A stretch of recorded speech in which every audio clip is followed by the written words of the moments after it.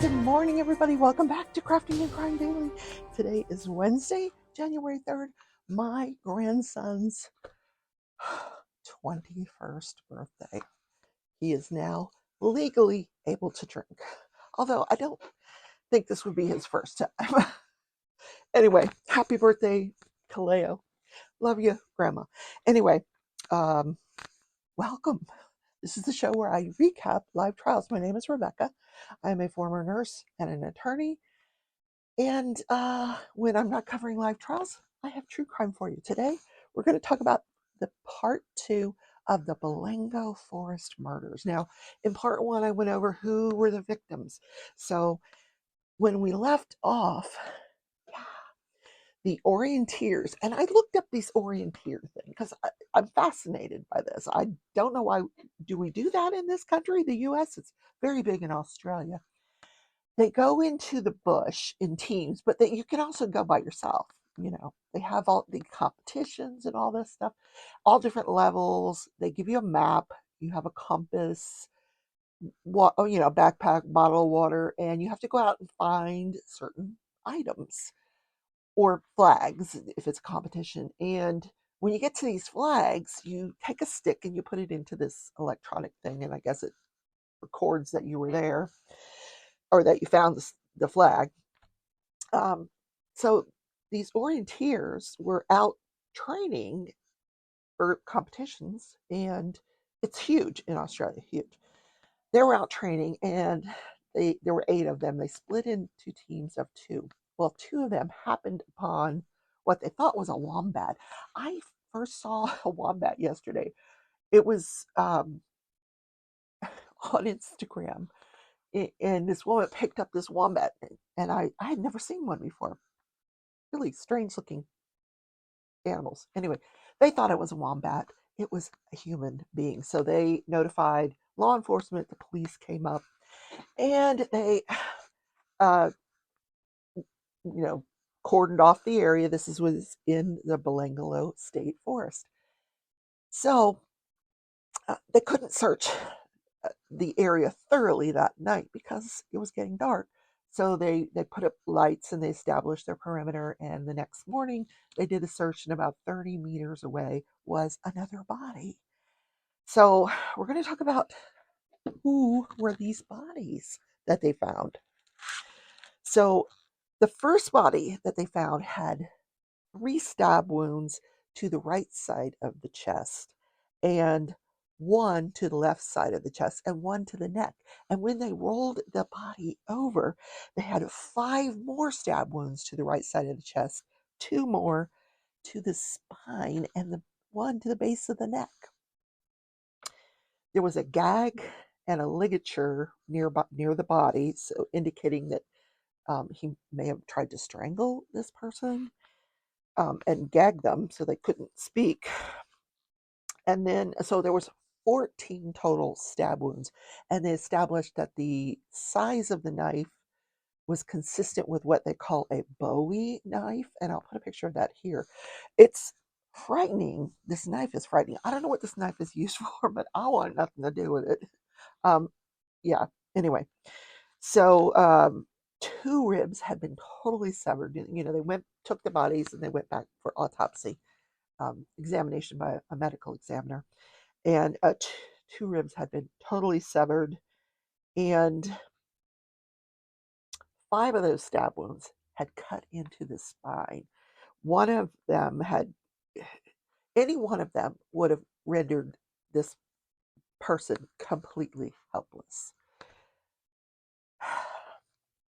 Then, daylight comes, they find this other body about 30 meters away. This body, their arms were stretched out over their head. Their head was wrapped in a red sweatshirt, and there were bullet holes in the sweatshirt. So they take the body back to the medical examiner for identification and examination, and they remove this red sweatshirt very carefully, and they find 10 bullet wounds in this skull. And based on the location of the bullet wounds and the projectiles found, there were 4 projectiles found within the skull, but there were also 4 others projectiles found at the scene, they determined that the bullets, the gun was fired at the head in 3 different directions, indicating it could have been more than one person or one person shooting, but between each volley of shots, the person would stop, reposition the head of the body, and then start shooting again from the same location, which essentially amounts to target practice on this body. There was one single stab wound to the upper neck of this body, also, that could have or would have rendered that person paralyzed. So both of these people were stabbed into paralysis, which that takes my breath away. Can you imagine? You're paralyzed and you can't do anything to help yourself, but you're fully aware of what's going on. I mean, he could have persons, I don't know. The torture is just incredibly disturbing here.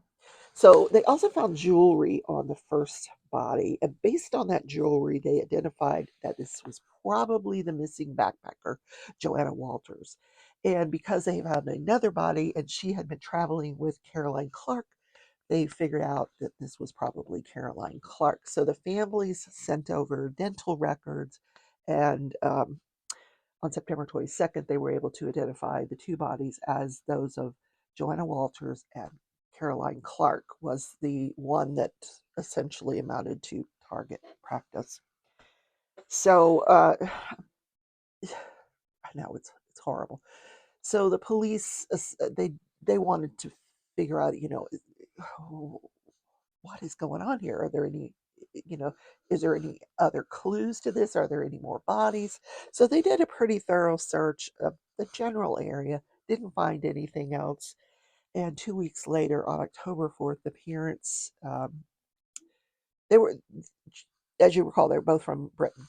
The parents came from Britain and they had what they called a service of serenity to thank the community for helping out in searching for their daughters. And they had a choir and a pastor, and it was a beautiful, beautiful ceremony held right where the bodies had been located. And one of the reasons they said, in addition to thanking the community, was to put their souls to rest. Also found um, near the body of Caroline Walters, apparently Caroline was a smoker. There were 6 cigarette butts. 5 of the cigarette butts were a brand that she used, and one was a different brand. But it also told the police that whoever was there and smoked these cigarettes was at this location for quite a long period of time. It was also very near a remote campsite, and there was it looked like the person had built a fire and would just camped out for a little while. So sick. So following this, they formed a little mini task force, 12 officers, to conduct this investigation, and the state of New South Wales offered a $100,000 reward for information leading to the arrest and conviction of a suspect for the murders of Joanne and Caroline. On October 5th of 1993, a guy named Bruce. Now, Bruce lived in the area of Belangolo, and he was aware that these bodies had been found. And he was out in Belangolo on this day, October 5th. He was looking for firewood, but he was being very, very careful because he was conscious that these bodies had been found, and he might run across some sort of evidence, and he didn't know, so he was being very careful, where he got the wood from and stuff. So he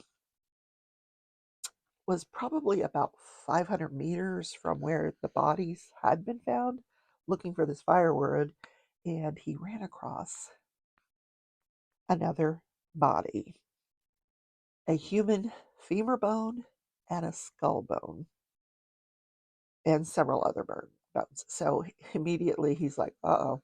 So he goes to the closest ranger establishment out in the forest, and calls the police. They come out and they begin their investigation.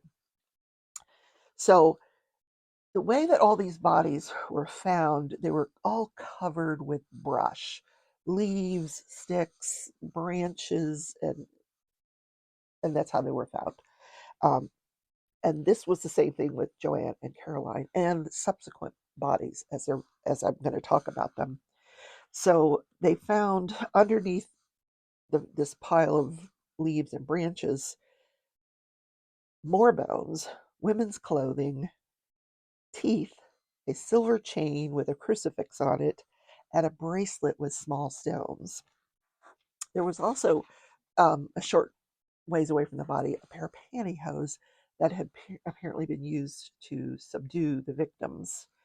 There was 4 lengths of red and yellow electrical tape found near the body as well. So they start investigating this, and a couple hours into the investigation, 22 meters west of this body, they find another body. And this one, they found a pair of a man's shoe, is what they found. And then very shortly after that, they found the skeleton of the second body.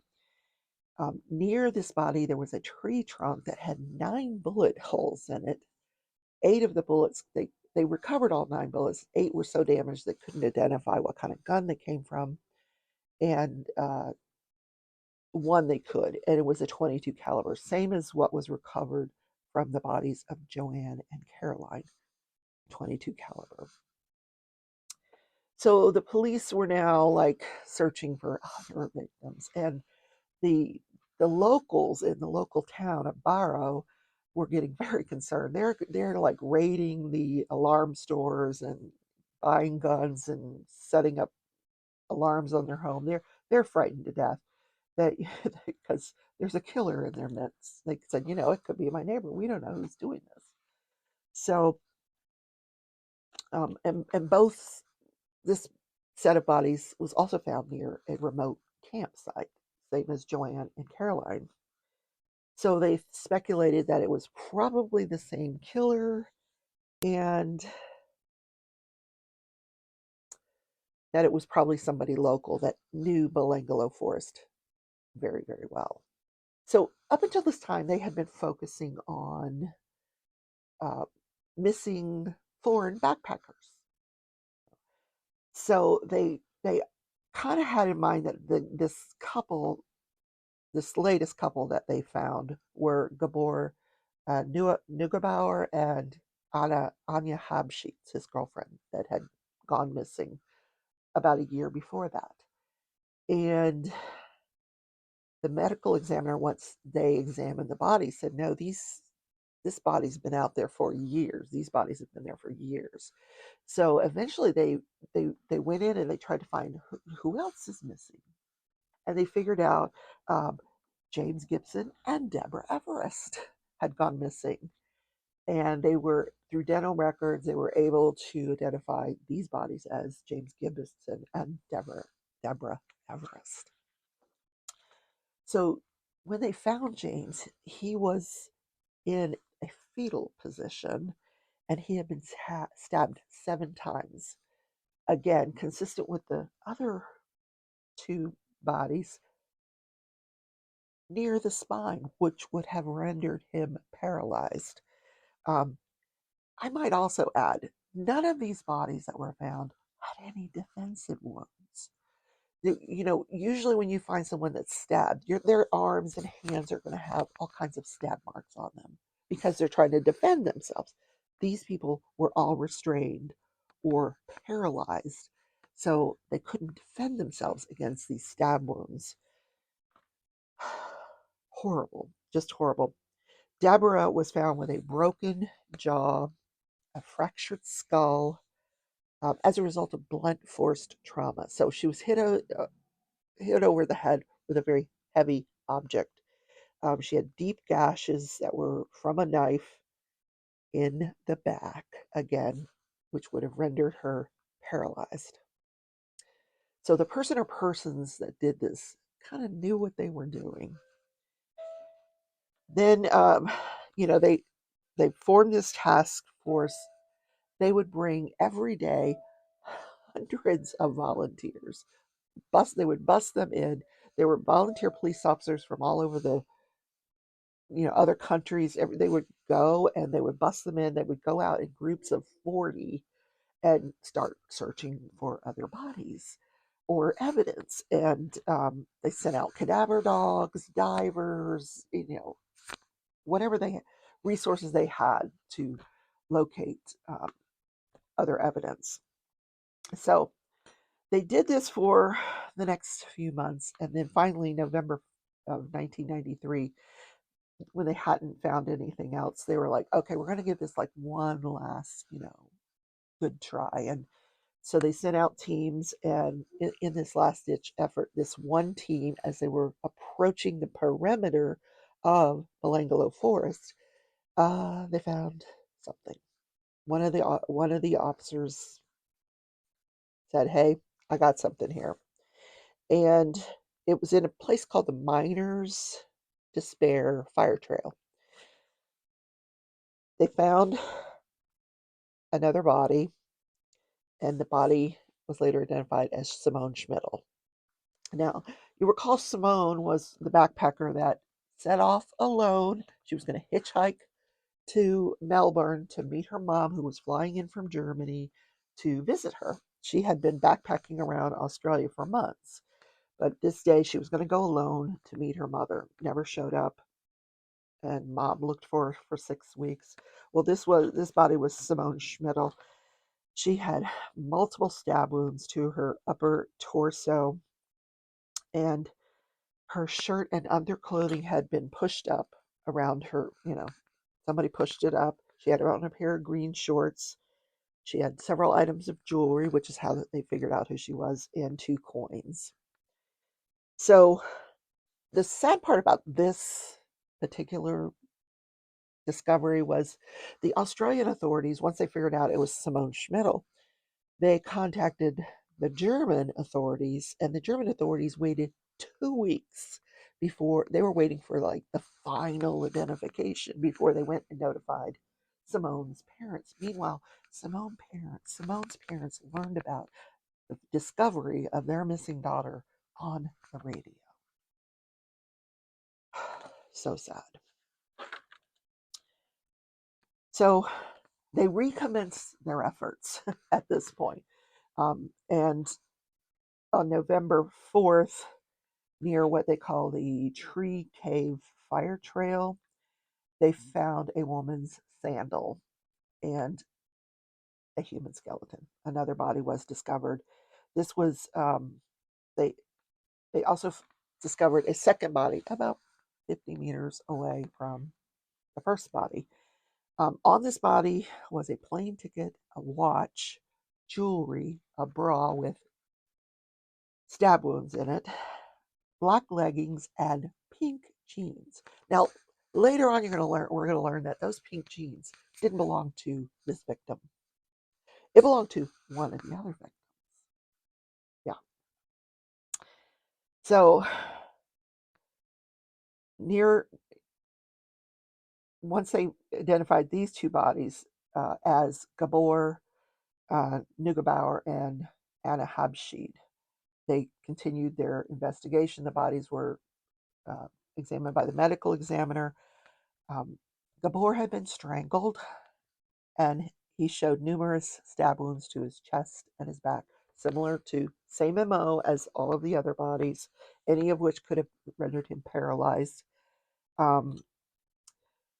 His spinal cord was completely severed by one of these stab wounds, and he also had bullet holes in his skull, multiple bullet holes. They went with the target practice theory as to this gentleman, and they identified the weapon again as a 22 caliber. So Anya, her skull was missing, and based on the examination of the body, they could tell that her head had been severed, decapitated by a machete or a sword or a hatchet. They didn't know, and they never found her skull. So she also had multiple stab wounds up her torso.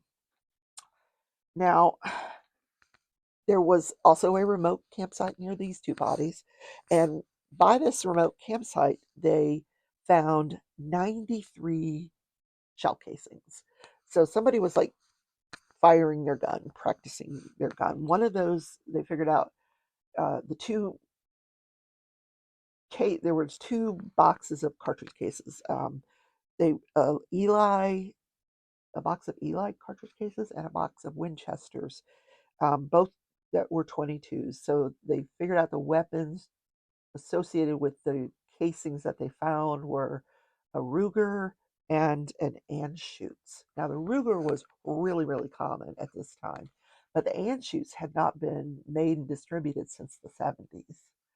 So this would have helped them narrow down the search for who owned this gun. So for most of these victims, their backpacks were never found. We know about the one backpack that was found that the woman found on her way to work, and there was like a can of sardines in there. What I didn't mention is that there were pine needles in there, which was not consistent with where this backpack was found, but was consistent with where the body of the owner of this backpack was found in the Belangolo State Forest. So the police suspected that whomever they were looking for, or whether it be one person or multiple persons, were keeping these backpacks and all of the content, which is clothing, pots, pans, sleeping bags, all of this equipment, as trophies. And they figured if they found the killer or killers, they would find all of this other stuff. So at this point, the state of New South Wales upped the ante. Instead of a $100,000 reward, the reward was now $500,000 for any information leading to the arrest and conviction, for because they believed that all of these were related, especially given the stab wounds to the spinal area that would paralyze these people. So the problem, though, that the investigators had is at this point in time, none of their databases were connected. The New South Wales task force, they weren't connected to other other agencies within Australia or even federally or globally. Not so tips were coming in to all these different places, and they didn't have like one central location. So the organizer of this task force put together another team to come up with a program that would take in all of these leads that they were getting and put it into one database, which took quite a bit of time, but they were able to finally do it. And when they did, they were able to see some tips that were coming in. There were pretty good tips. One, they were getting thousands of leads. The other thing that they were doing was trying to identify these firearms, like who had these registered firearms. They even asked people, if you have a 22 Ruger, come forward, let us examine your firearm, and we'll rule you out. So I don't know how that went over, but so, and they figured that whoever had these guns probably didn't have them registered, but they were going to give it a try. So they did have one caller, which was a woman, who she said, listen, you need to know that south of this Belangolo Forest, there's a family that owns a large piece of property, and they have access to four-wheel drives, and there's one person there that's very keen on collecting weapons, and his name is Ivan Milat. So that was in the database that came to their attention. Another thing that came to their attention, a woman named Mary called, and she said that back in July of 1977, a similar event happened to her and friend, her friend Therese. They were backpacking and they were hitchhiking, and they were picked up by this man. She said he had dark hair, and they described that he had this like handlebar mustache similar to a famous soccer player or football player in Australia. And they said that they were picked up by this guy in his four-wheel drive. It was she described the vehicle, and at one point she said he pulled off the road saying that he needed to use the restroom. And then when he got out, uh, he asked the lady, okay, who's first? And he started to attempt to rape Mary, and she struggled, and both Therese and Mary got away.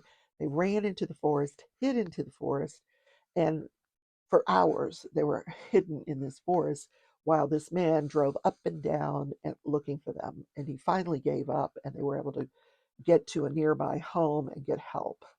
And then meanwhile, a few hours after she leaves this tip, her friend Therese also had called in and left a tip. Same, and their information corroborated each other. Then there was another woman named Joanne Barry that said in January 1990, she had been driving along the Hume Highway, and just before the cutoff to the Belangolo State Forest, she saw two men struggling on the side of the road. And one had a firearm.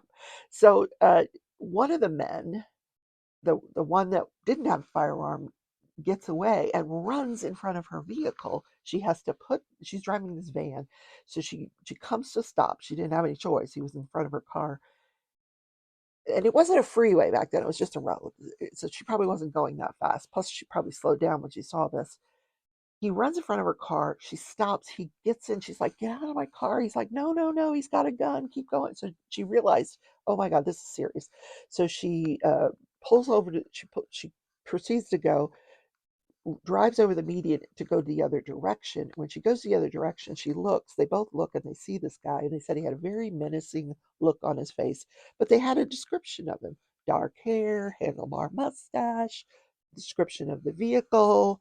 Um, and he was able to get away from that man. These were the leads that they had up until this point. And that's where I'm going to leave you today. Where do these leads take the investigators? We're going to find out tomorrow. Yeah, part 3 of the Belanglo Forest Murders. Guys, have a wonderful Wednesday. Don't forget, I'm going to be live tonight. I will show you what my progress is on the crazy cat lady. I'll tell you what my shirt says in case you haven't already read it. Um, and I'll show you. I'm gonna work on this hat. I'm gonna finish up this hat I'm working on. It's a little monkey hat for a child, my nephew, and you'll want to see that. I'm gonna finish it up on the live tonight. That is at 7:30. That's a new time for me, and I apologize if it's inconvenient for you guys, but it just works out better, I think, for a lot of people and for me. So 7:30 p.m. Central Time. That's 8:30 Eastern, and I will see you then. If not, I'll see you tomorrow for part 3. Have a great day, everybody. Bye.